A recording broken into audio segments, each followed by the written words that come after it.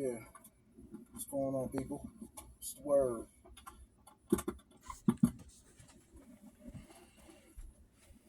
Going on my lunch break. Figured I'd take y'all along with me. Go to the hood real quick. Let's go. Yeah, so oh, somebody calling me already. God dog. Let me take this call. Hold on. All right, people, I'm back. All right. So basically, we have another opportunity to get in on this thing. The silver just went up again, and we've been telling people to get on board with this. The silver just went up again, so the prices are going to start going up. Listen, right now we're at about $12.50. It's 12 instead of $12.15. It's $12.50 per roll for the silver.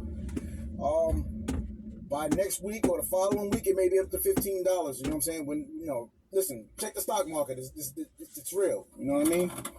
And Keisha, what's going on, girl? I see you. Collins on the check in. What's going on, man? Yeah, so basically, people might want to get on board now, man. I'm serious. This thing is going up. You know what I mean? We're looking at about $12.50. You don't want to miss it. Don't get on it. Don't come in too late. And it's $15 to get a roll. I mean, $15 per coin.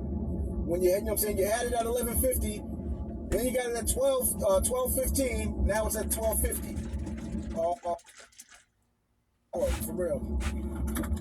So yeah. So basically, I had made a video the other day, and I was talking about going into the courts and what have you, and generally what we say when we go into the courts, what we tell what we say to the judge. One of the things that I say when I go into the courtroom, and of course I'm not giving legal advice. I don't give legal advice. I'm not some kind of an attorney. Actually, I'm better than an attorney. All right. And if you start understanding these policies and procedures, you'll be better than an attorney too, because an attorney can only operate at law. So anyway, what I usually do when I go into the court and dealing with any kind of court case, whatever it may be, I would go in and I would say, on it for the record, I reserve all of my rights, waiving none. Do not consent to the improper jurisdiction and venue that the prosecution. And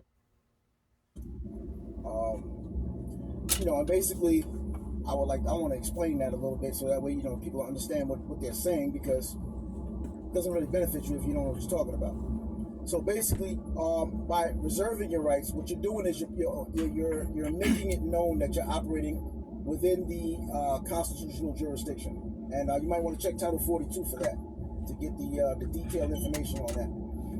But yeah, once you invoke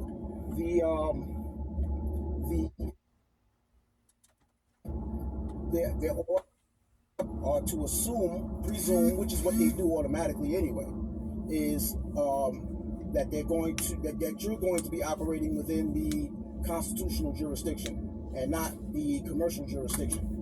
You know what I'm saying?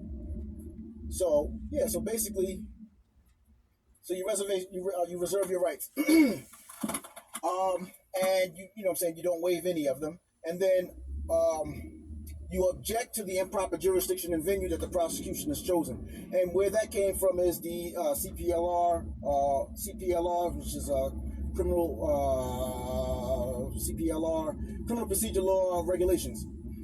Basically, it clearly states that of a case being brought in front of a court, if the jurisdiction is improper, if there's an improper jurisdiction that the plaintiff has brought into the courtroom, then it is the obligation of the alleged quote-unquote defendant to want to object to it, and then to put in the correct jurisdiction. You know what I'm saying? Establish the correct jurisdiction.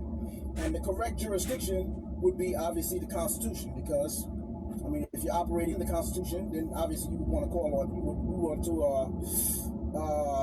invoke that.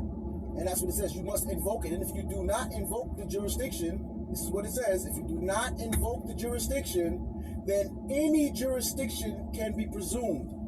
So the jurisdiction that the prosecution is bringing into the court is going to be a jurisdiction that's going to benefit them. I mean, that's common. I mean, it's common sense. You know what I'm saying? If they're going to bring a jurisdiction into that courtroom, it's going to be a jurisdiction that they themselves will benefit from. Just like if you were the one bringing something in, you're going to make it benefit you. And that's how you have to approach that situation. You cannot go in there thinking that, I'm going to go in here and I'm going to get me some justice. Listen, this thing is about money, and if you think if you really think that this thing is about justice, then perhaps you are still asleep a little bit. You might need to do a little more research or what have you. So anyway, reserve all of your rights, waiving none. Invoke the common law. You object to the improper jurisdiction and venue that the prosecution has chosen, and then you would say, I do not consent to any. I do not consent to any adhesion contracts, implied contracts, nor to any presumptions or assumptions that I have agreed to enter into any contracts with this court. And if you want to, add the state of whatever state you're in, you can add that in there. You know what I mean? County, if you want to name the county and say that you have no contracts with any of them, you can do that. You know what I mean? And by the way, folks, this is some of the stuff that's going to be inside of the book, Gravel to Gold. All right? This is some of the stuff that we'll be covering inside that book. So anyway, the next thing you might want to do is, what I usually do is, once I've made that clear that I don't have any contracts with these people, what I would do next is I would tell the judge.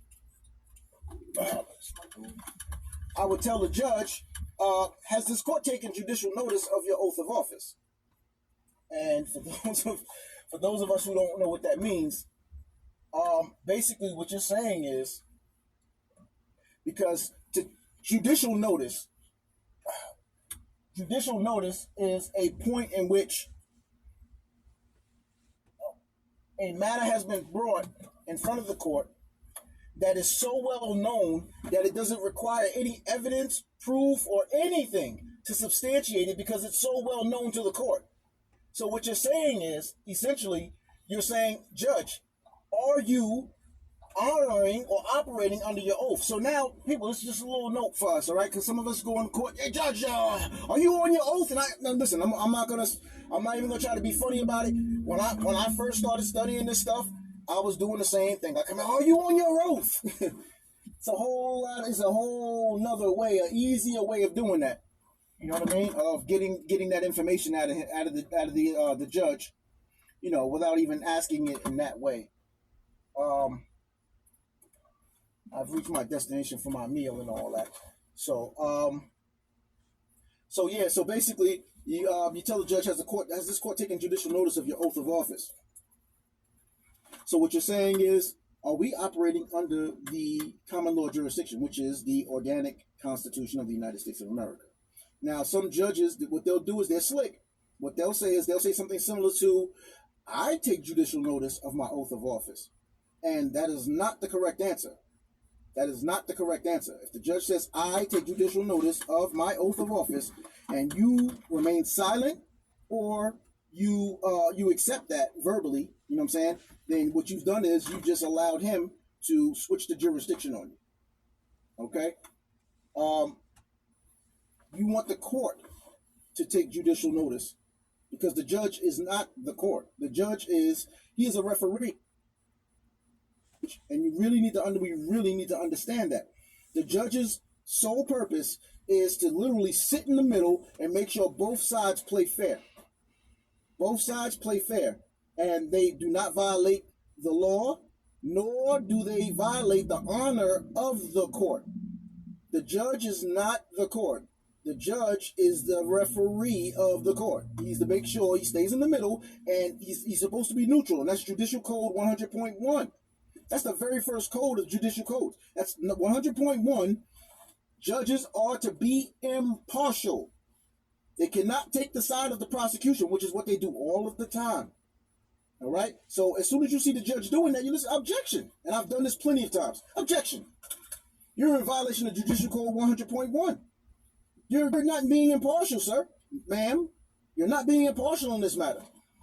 You know what I mean? And, and if you continue in this vein, then I'm going to have to, require that you recuse yourself.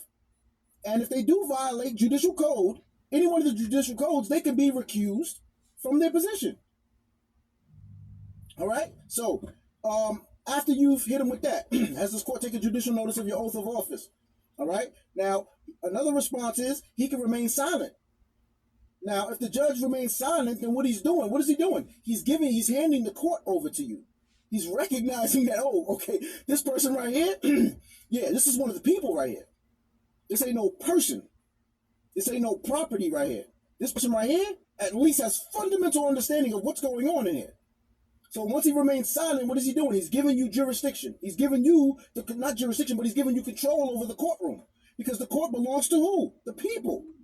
And as long as the judge is up there on that podium stand or whatever it is, whatever you want to call it, he is not one of the people. He's a public servant. All right? He is operating on behalf of a corporation. So therefore, he cannot be one of the people. So therefore, the court cannot belong to him. The court belongs to the people.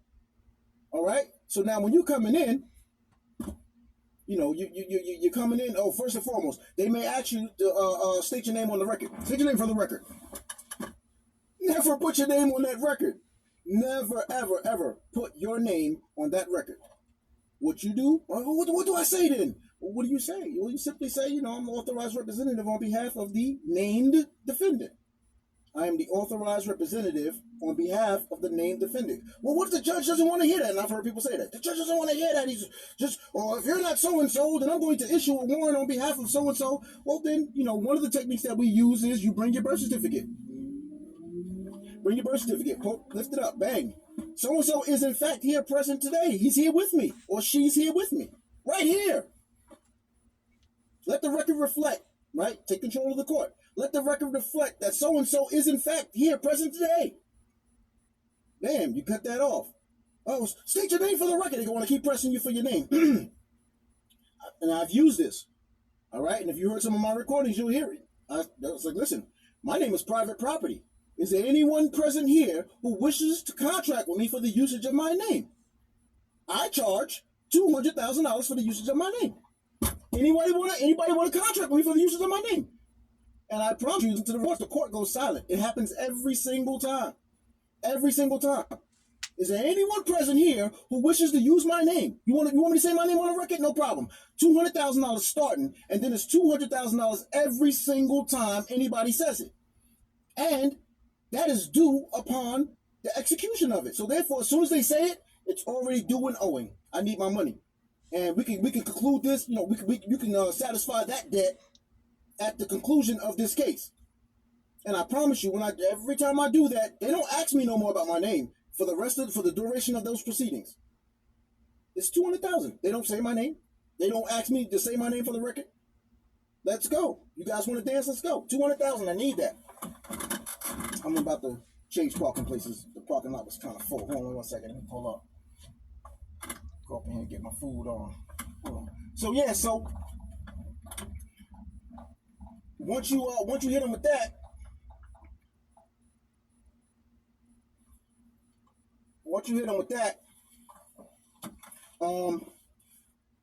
you can turn and be like, listen, you ask the judge, has the court taken judicial notice of your oath of office? And the judge doesn't give an answer, whatever. You say, well, okay, I accept your oath of office, bind you to it, and remind you of your fiduciary duties by carrying out my orders.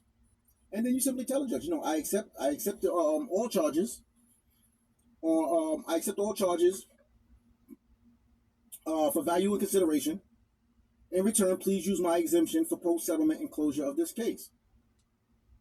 With my Auditress account number, and then you give your social security number. Don't mention any dashes, just the numbers. Right? XYZ, boom, boom, boom. As this account is prepaid and exempt from levy. I am the beneficiary of this constructive trust. And I appoint you, judge, and you name his name. And if you want, you can name the clerk of the court. You can name pretty much everybody except for the stenographer. The stenographer does not work for the judge, and we need to know that. The original stenographers were put in place to record all of the proceedings in a court because the judges were put there by the king.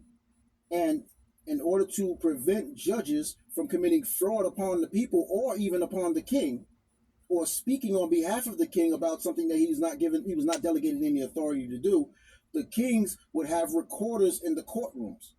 All right, and their job is simply to record every single thing that's said and done as much as possible. Obviously they can't get everything, but whatever's going on within those proceedings, they ought to record that.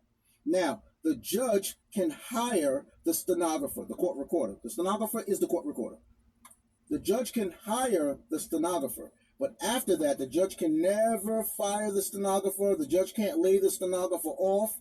They can't do anything like that. The stenographer is there to stay until the judge, his tenure is complete. His or her tenure is complete. They can't switch him out, unless the stenographer is sick or whatever the situation is. But other than that, they can't say, well, no, I don't want you here. No, they can't. They're there for the duration of that judicial tenure. All right? Now, let me give you a little quick story. My man Rage, right? His name is Robert Kelly. If you go to my personal page, Usama Ibn Booker, look through my friends, you'll see his name is Robert Kelly. All right? When I first met him, he had a situation. He had a little drug case or whatever. He was hustling or whatever. And I'm putting this information out there because he messed up. Anyway, so what happened was he had caught a case, and I told him, listen, what I just mentioned to you guys as far as what you say in court. I told him, do that. Say that to them. They called him back. They told him, go ahead, go home or whatever the situation was. Told him to come back. Came back. It was like, listen, we're willing to dismiss the whole case. We're going to dismiss everything. But we just need you to say that you're a U.S. citizen. And him, not really knowing, he never came back to me and told me, until after the fact. He was like, well, I just wanted the case to go away. So, yeah, he was like, yeah, I'm a U.S. citizen. They dismissed the case. And he came back, he talked to me or whatever, and I was like, listen, family, listen, let me tell you something. You messed up on that one, but listen, don't you ever live that lifestyle again. Because once you start doing these processes, and you want to still do your little stuff on the side, when they get you, they're gonna make an exquisite example of you. They're gonna make an exquisite example of you. All right. Now, let me just give you the other half of my man's story. So he got off on that. All right. A few months later, about a year later, still doing the same thing. They got him. He tried to spit it. They shut him down before he can get it all out. You know what I'm saying? Deaded him. Before he even got out they wouldn't even let him out into the courtroom. They just like, listen, this is the time we're going to give you. You're not going out into the courtroom. We're not going to allow you to say anything on the record. Shut him down. They trying to get this dude 50 years. This is not a game, folks, please. Seriously, take this thing serious. If you're going to try to use this to try to get over, and then you're going to still be trying to live that, you think you're going to still live that lifestyle, live in dishonor, and you're going to try to get in front of the courts and be in honor, they're going to roast you. They're going to roast you, and you deserve every bit of it. All right? And that's my boy. You know what I'm saying? But the thing is, you can't do that. You can't use this stuff, and you can't abuse it, period. You know what I'm saying? If you're going to be doing this stuff, you got to be living on the right path. You got to be righteous about how you're moving. You know what I'm saying? Anyway, so the reason why I wanted to tell you his story was because the first time when he did it, when he started to speak, right, we're going back to the stenographer, he started to speak it.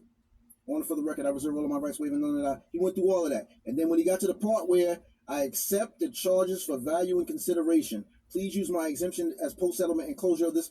As soon as he started saying it, the judge told, bailiff, take him out of here. The bailiff started grabbing him. They were trying to get him out. And the stenographer said, no, stop. You can't take him out of here until he finishes what he has to say. Check CPLR, all right? A court case, and I posted this also. I posted a picture of it onto the Legal Crest.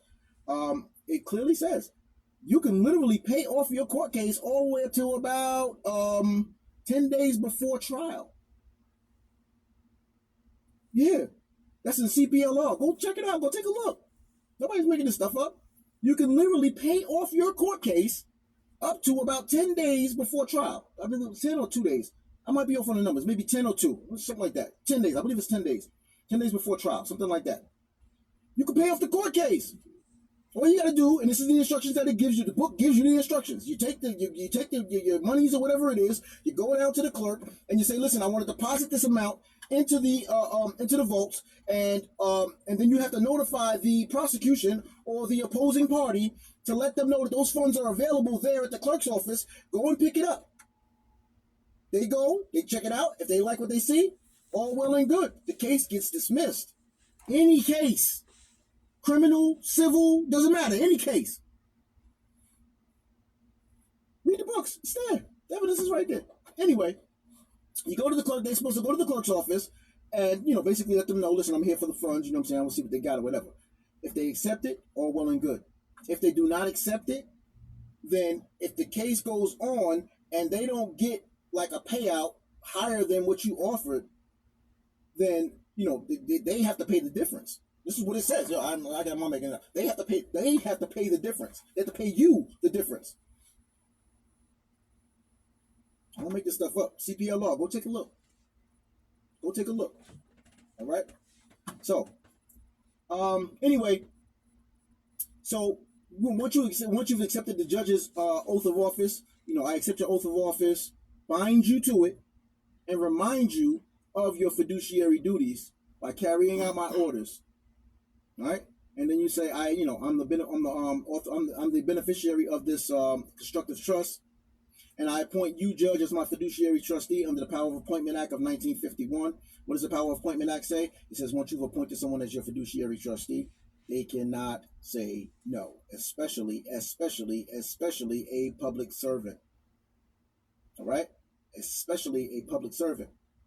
They cannot say no, although the judge will try to weasel their way out of it. You know what I'm saying? And what you have to do is you have to simply put them back. No. You are my fiduciary trustee regarding this matter. Do not make it general. Regarding this matter. Why? Because the fiduciary, the trustee, his obligation is to make sure all the books of the principal, which we are, by appointing them, you automatically become principal by appointing them. So once you've appointed them as a fiduciary trustee, what have you done? You have then made him the fiduciary, made him responsible for balancing your books. The court case is nothing but a book ledger. That's all it is. It's all about money. So now you're telling the judge, balance the books. Now, here's one of the things about being a fiduciary. He cannot go against the principal. He cannot operate against the principal. He cannot make money off of the benefits of the principal, which is the court case. So the judge can't make the money. He can't get paid off that court case anymore. You just snatched all of that from him. You know what I'm saying? In fact, for those of you who have the book Chain to the Sky, that book. Those of you who have that book, inside of the significant terms, if you look in there, it gives you a list of the obligations of a fiduciary. And it's there. It's already there. You know what I mean? So the book is not just about, going out there using money orders. There's a whole bunch of other information in there. And those who study, they see it, they be like, yo, and I hear it all the time. Yo, my man, that was a good piece. And those who don't do no research, those are the ones you hear, man, that book ain't a... And then you ask them, yo, have you studied it? No. Oh, that's why we don't pay no attention to those guys. The ones that study, they see that book and they like, yo, my man, thank you for putting that book together, bro. Because I don't have to go over here and over here and over here and over here. You took all that stuff and put it into one book. Bam. You took all that stuff. I ain't got to run all over the place to get all that information. It's right here in this one book right here. And this book right here, it's not even like, it's not a reference book in the sense that, you know what I'm saying, it's like some kind of encyclopedia or nothing like that. It's a book to give, for you to be, it's meant as a springboard to get your mouth watering. So it's not a beginning and an all. And that's why you see throughout the book, you hear me constantly mentioning in the book, go and do your own independent research. Go and do your own independent research. You know what I'm saying? Because again, here's another thing that a lot of people misunderstand. Like people do videos and they write books and stuff like that and they put the laws and stuff like that. These people, listen, they have high-powered attorneys that get paid their own retainer. They get paid the big dollars. And what do? Their job, listen, some of them, they go, what's the new book out? Okay, boom. That attorney goes, buys the book, studies the book, and then, okay, boom. Okay, and then they come back and they're like, all right, listen, we got to change this. We got to change this policy right here. We got to change this. They got these attorneys or these individuals. They go out. I got plenty of them in my group. Plenty of them. Listen, I got judges in my group. I got police officers in my group. Ain't no secret. Ain't hiding from nobody. Got FBI agents. You should already know that. You people should already know that. You know what I'm saying? They come in, they look in, okay, boom. All right, we got to change these policies. That's why we say do the research, because listen, this week it may be in effect. Next week, next month, it may have changed. And if you didn't do the research, if you're not keeping up with it, then you're going to say, yo, this stuff don't work. Do the research. That's why we keep telling you, do the research. We're giving you the ground, we're giving you the ground level stuff. You know what I'm saying? Get that. Understand it. And then go back and read the laws that we're telling you. Read this right here. Read this court case. Read that. So you can get a better understanding. You know what I'm saying? And the more the court, especially the court cases, if you're reading the court cases, I promise you, you're going to freaking explode up here. As far as understanding this thing. Why? Because it's now being interpreted by someone who is licensed, if you will. But you know, they don't give out licenses to practice law. But anyway, they're put in place in order to interpret the law.